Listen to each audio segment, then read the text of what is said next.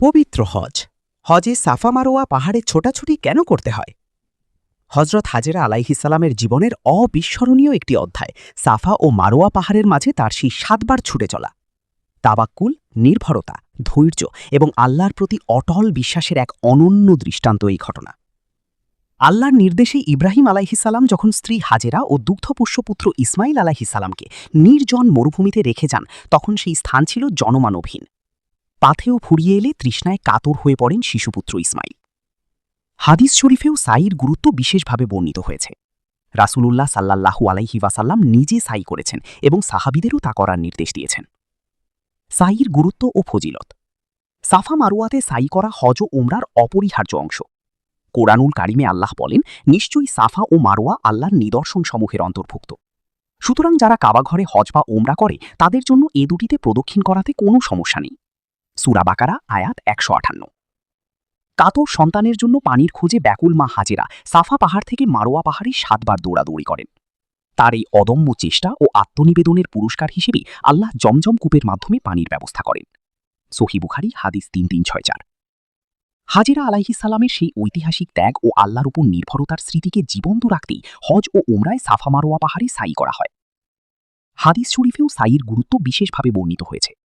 রাসূলুল্লাহ সাল্লাল্লাহু আলাইহি ওয়াসাল্লাম নিজেই সাই করেছেন এবং সাহাবীদেরও তা করার নির্দেশ দিয়েছেন। হাদিস শরীফেও সাইয়ের গুরুত্ব বিশেষভাবে বর্ণিত হয়েছে। রাসূলুল্লাহ সাল্লাল্লাহু আলাইহি ওয়াসাল্লাম নিজে সাই করেছেন এবং সাহাবীদেরও তা করার নির্দেশ দিয়েছেন। হানাফি মাযহাবে সাই করা ওয়াজিব। কেউ এটি ছেড়ে দিলে পশু কোরবানি বা দম দেওয়ার মাধ্যমে এর ক্ষতিপূরণ দিতে হয়। সহিউল জামি হাদিস ১৭৯৮। রাসূল সাল্লাল্লাহু আলাইহি ওয়াসাল্লাম বলেছেন, সাফা মারোয়াতে সাই করা ৭০ জন দাসমুক্ত করার সমতুল্য। ইবনে হিব্বান হাদিস ১৮৮৭। নিয়ম ও পদ্ধতি। সাই করার নির্দিষ্ট সুন্নাহভিত্তিক নিয়ম রয়েছে। সাফা পাহাড় থেকে সাই শুরু হয় এবং মারোয়ায় গিয়ে একটি চক্কর পূর্ণ হয়। এভাবে সাফা থেকে মারোয়া এবং মারোয়া থেকে সাফা মোট ৭ বার যাতায়াত করতে হয়। ৭ম চক্করটি শেষ হয় মারোয়া পাহাড়ে। সাই শুরুর সময় সাফা পাহাড়ে উঠে কাবার দিকে মুখ করে দোয়া করা সুন্নাত। রাসূল সাল্লাল্লাহু আলাইহি ওয়াসাল্লাম সাফা পাহাড়ে উঠে কাবার দিকে মুখ করে দীর্ঘ দোয়া করতেন। সহিহ মুসলিম হাদিস ১২১৮। মহানবীর তাইফ যাত্রা, শিক্ষা ও উপদেশ। ১৭ নভেম্বর ২০২৫। মহানবীর তাইফ যাত্রা, শিক্ষা ও উপদেশ। অনেক সময় সাই করার সময় মানুষ ছবি তোলা বা ভিডিও করায় মগ্ন হয়ে পড়ে, যা ইবাদতের একাগ্রতা নষ্ট করে। এসব পরিহার করে হজের মূল উদ্দেশ্যের প্রতি মনোযোগী হওয়া উচিত। পুরো সময় জুড়ে আল্লাহর জিকির ও তাসবিহ পাঠ করা উত্তম।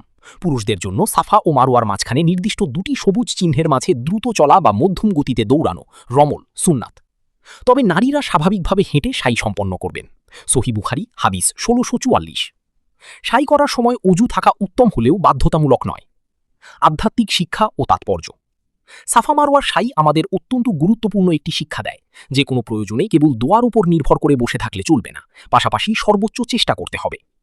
হাজেরা আলাইহিসসালাম আল্লাহর উপর পূর্ণ ভরসা রাখা সত্ত্বেও হাত গুটিয়ে বসে থাকেননি। এই শিক্ষা আমাদের দৈনন্দিন জীবনেও প্রাসঙ্গিক। তাওয়াক্কুল মানেই হল সামর্থ্য অনুযায়ী সর্বোচ্চ চেষ্টা করার পর ফলের জন্য আল্লাহর উপর নির্ভর করা। বর্তমানে সাই করার পথটি শীতাতপ নিয়ন্ত্রিত ও আধুনিক সুযোগ সুবিধা সংবলিত।